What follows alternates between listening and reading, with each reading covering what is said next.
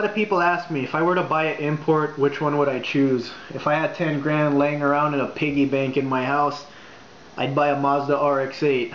Unique styling, unique engine, 9,000 RPM redline.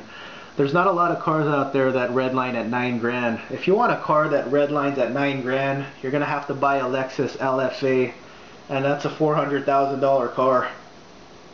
If you're going to buy a Mazda RX-8, don't buy it with the automatic.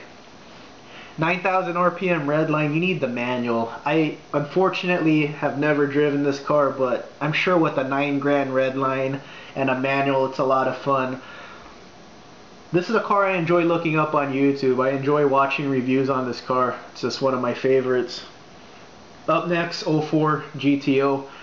2004 GTO, 350 horsepower stock. The 05 and 06s have 400 horsepower stock, so obviously you want an 05 or an 06. You know, 50 horsepower is a big difference. But if you can't find an 05 or 06 in your price range, nothing wrong with the 04. None of the quote-unquote professional magazines, media out there, I don't think any of them like the looks of the 04 to 06 GTO. But when you look at it, when you look at the old GTO, the original wasn't a fancy car either.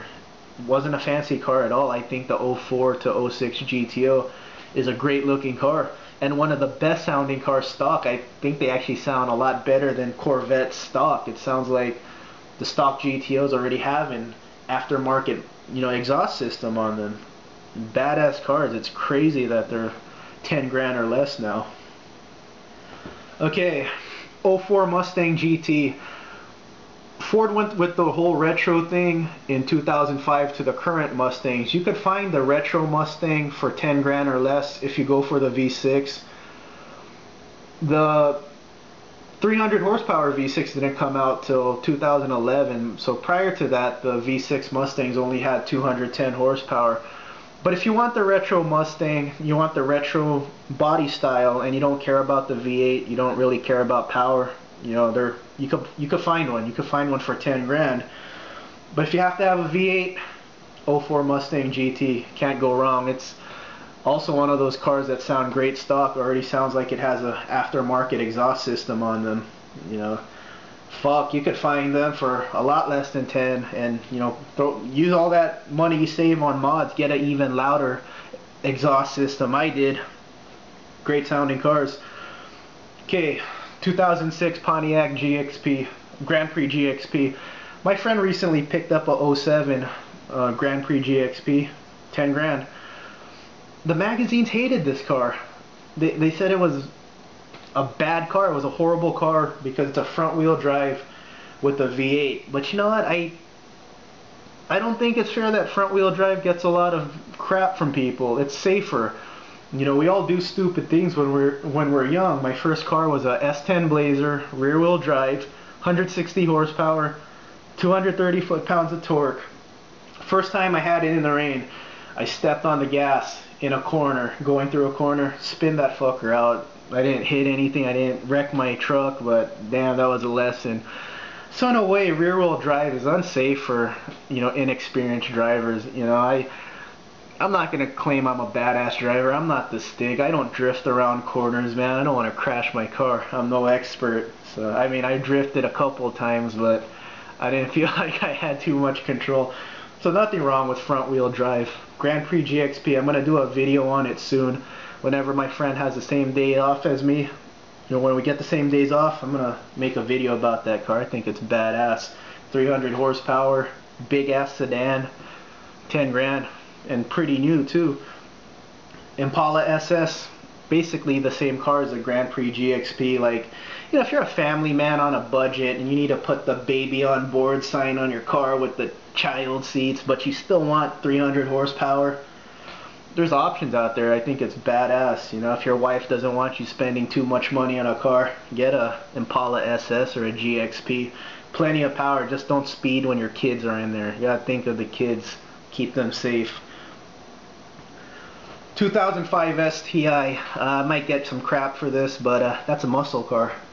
When you look at the original muscle cars, it's basically a big ass engine dropped in a a normal car.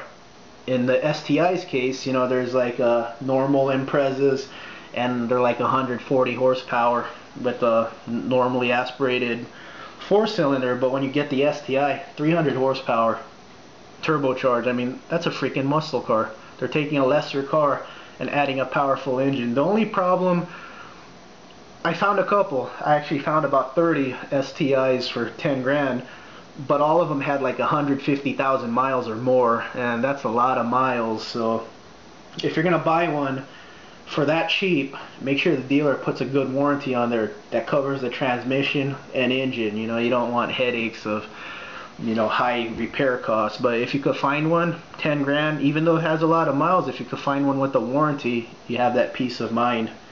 Just crazy that you could get one for 10 grand. These are like low 13-second quarter-mile cars, freaking stock. Okay, 2007 Honda Civic Si. A lot of people don't like the V8s, they don't like turbos, they like technology or more efficient type cars.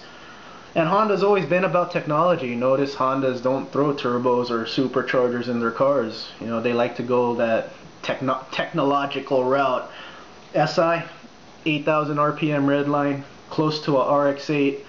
More economical, but the insurance prices might be a little high, so I don't necessarily know if it's a, you know, a teenager car. Like if your mom's buying you a car, I don't know if she wants to pay for those insurance premiums either. Hondas and Acuras have high-ass insurance rates. You might want to look up this car, the 2006 SE-R. It's a lot like the SI. It runs very close numbers to SI. Has a bigger engine, and it's only a few ticks behind the SI in the quarter mile in 0 to 60. The insurance premiums might be a little lower. All I know is Hondas have high-ass insurance rates. Maybe Nissans have, you know, not as high insurance rates, so maybe the SE-R is a good choice for, like, you know, a college student, or, you know, like if you're getting your first car and you want something that's an enthusiast car. You know, it's a cool car. I like badges. I like that it's built on a lesser car and it has cool badges on the side. It has a SE-R badge on the side of the car. I think that's cool.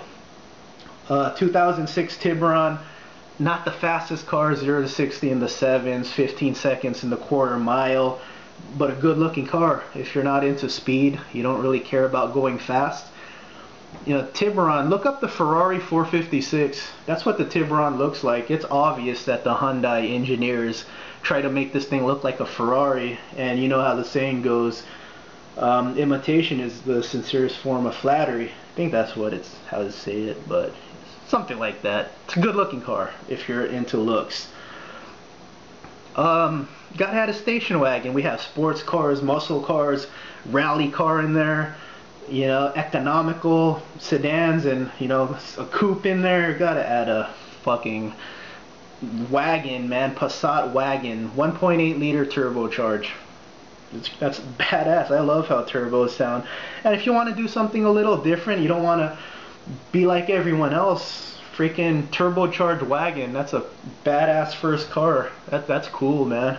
I like them. I like wagons. If I won the lottery, I'd buy a CTSV wagon.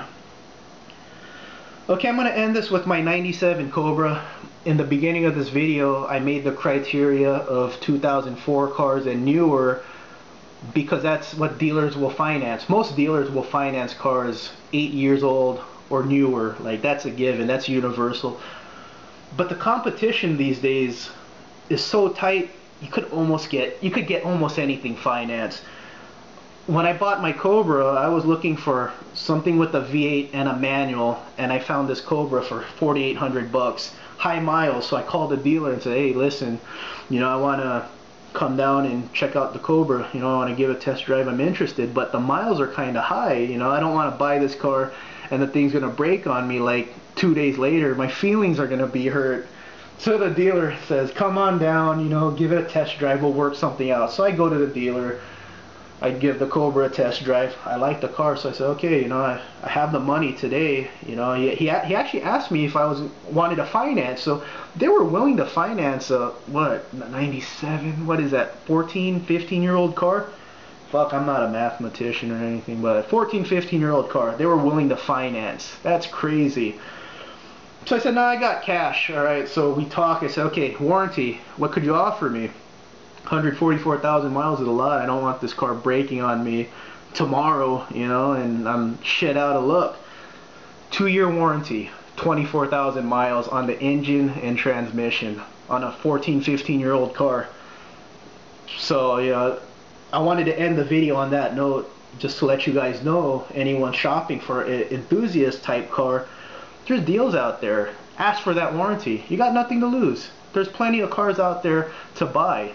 If they don't want to offer you a warranty, walk. They'll probably call you back and, you know, give them your number. Say, hey, you know, if you want to deal with me, here's my number. You gotta show that there's other cars out there that you're interested in, and they'll make a deal with you. I straight out told them, hey, 144,000 miles is a little too much. I don't want any problems with this car. I just want to enjoy it. 2 years, 24,000 mile warranty. I drive that car with confidence. I'm enjoying it a lot. So there you go.